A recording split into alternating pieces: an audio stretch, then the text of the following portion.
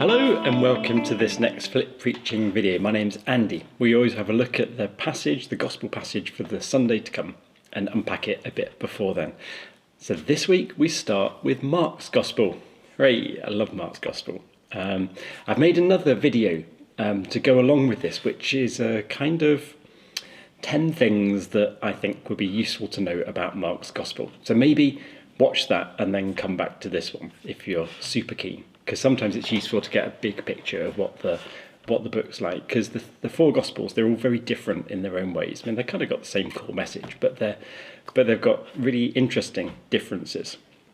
So it's quite good to get us prepared for what Mark is like beforehand. And we jump in quite near the end of Mark because this is Advent and we have this rather strange passage. So today it's Mark 13, 24 to 37, where Jesus is talking about the end times, and it's quite a strange piece of writing. I encourage you to have a look at the sheet and to go through and colour code the different things which I've highlighted. There's lots of references to astronomical things, the sun, the moon, the stars. There's quite a bit about fig trees and a lot about being awake and alert. So let's try and unpick this. It starts off with this poetic thing of Jesus saying that in those days, this is like in the end times, when I come back, when this is all wrapped up, it says the sun will be darkened, the moon will not give its light, the stars will fall from heaven, and the powers in the heavens will be shaken. Now, to understand this, we have to get into the mindset of the people at the time, because in the ancient world, people thought that the things in the sky, so the sun, the moon, the stars, they were kind of represented forces which had an influence on us. You probably know that the phrase lunatic means someone who's influenced by the moon. We try not to use that word now because it's a bit demeaning, but that's where it came from. There's a sense that the things in the sky influenced us. In a way, they're a kind of picture of the demonic forces which run their way through Mark's Gospel.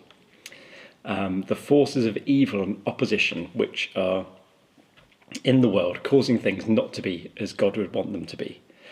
And Jesus is saying that the stars will fall from heaven, the sun will be darkened, the moon will not give its light. He's saying that there will be a victory. The forces of evil will lose. And that's good news, and that's really good news. So all of the evil in the world one day will stop. That's what it means by the stars will fall from heaven.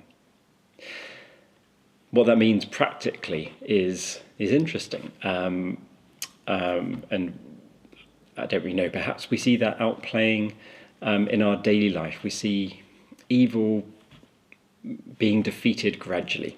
I love the picture in the Lion, the Witch and the Wardrobe of the thaw coming, the frost gradually melting away, little rivers starting to flow again, plants bursting up. That's what the kingdom of God is like. The stars are falling now. They're beginning to fall. It's talking about what happens when Jesus is crucified, and Jesus has been crucified. So the battle has kind of been won, and we're just seeing the outworking of that now. It's quite interesting the language used here, because in a way it's reversing the start of Genesis.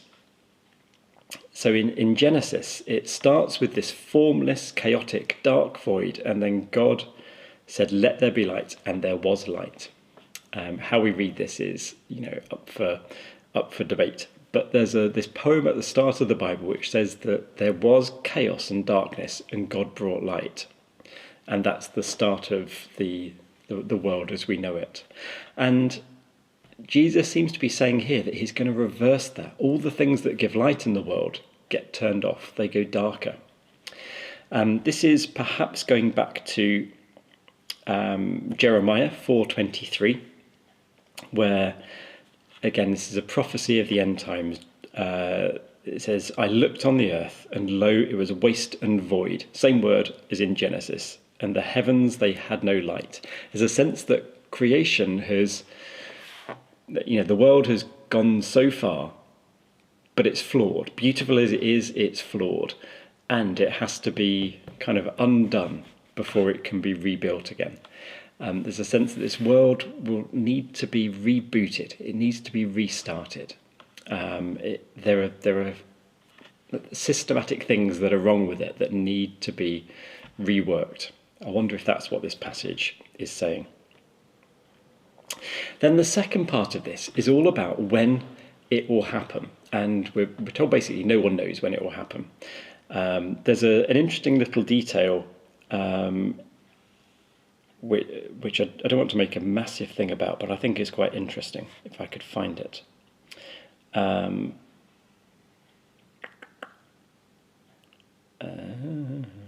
Here we go. So verse 32. Sorry, it took a while to find my place. But about that day or hour no one knows, neither the angels in heaven, nor the Son, but only the Father. It seems to be implying that the Son is inferior to the Father, that there's a kind of hierarchy in the Trinity. This passage has caused a lot of angst for people who develop a trinity of three equal coexistent partners. This is a tricky word, and maybe we just need to ignore it. When the same story was reworked in Matthew and Luke, they got rid of this bit because it was such a troubling passage. So don't make too much of that. It's been almost discounted from the start. But after that, there's this encouragement to stay awake. And the word is used several times. You know, we've got to be aware, keep alert, stay awake, stay awake, stay awake. And it's repeated 3 times. And Mark loves his threefold repetitions. He loves things coming in threes. And I wonder if this is meant to be a pre-echo. It's before we got to that part in the story, but I wonder if this is like an echo beforehand, if that ever makes sense, of the Gethsemane story, where 3 times Jesus told the disciples to keep awake. I wonder whether this is saying that Gethsemane is happening now. Gethsemane happens throughout our lives. We have to stay awake because Jesus is battling with the forces of death, just like he did in the Garden of Gethsemane. And our job is to stay awake, not to fall asleep, to realise what's going on. Because it's easy to drift off and go our own way. But we're encouraged here to stay awake. Stay awake. Just like the disciples were asked to stay awake in Gethsemane when Jesus was struggling, defeating the powers, making the stars fall from the sky.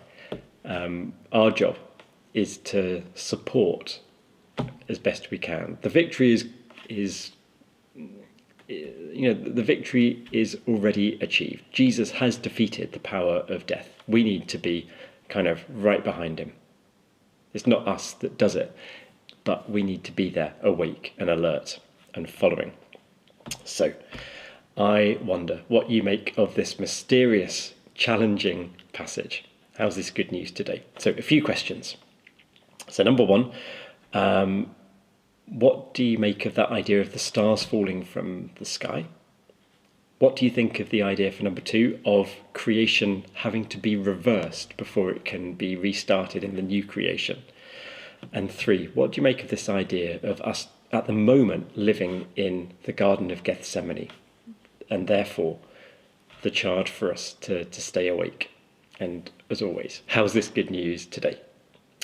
Okay, well, thank you so much. I'd love to hear what you think about those questions or any other aspects of this. So do please join in the discussion. Okay, we'll see you next time. Bye-bye.